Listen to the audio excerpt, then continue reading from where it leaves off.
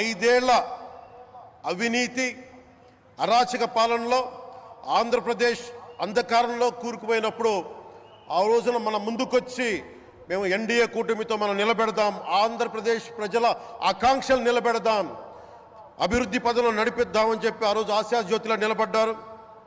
అసలు అభివృద్ధికి ఆస్కారమే లేదు ఆంధ్రాకి అనే స్థితి నుంచి అభివృద్ధి అంటే ఆంధ్రానే అని చెప్పుకునేలా గౌరవ ముఖ్యమంత్రి గారి నాయకత్వం, చంద్రబాబు గారి నాయకత్వంలో, ప్రధానమంత్రి గారి నిర్దేశకత్వంలో, వారి సూచనలతో సహకారంతో క్యాబినెట్ కానీ, మంత్రివర్గ సహచరులు కానీ, ఎన్డీఏ కూటమి ఎమ్మెల్యేలు కానీ, మేమందరం కార్యకర్తలు అందరం కష్టపడతాం. అహిర్నిశలు రేయం భవళ్ళు కష్టపడతాం.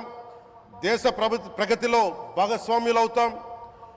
మేము ప్రధానమంత్రి గారికి అండగా ఉంటామని తెలియజేసుకుంటూ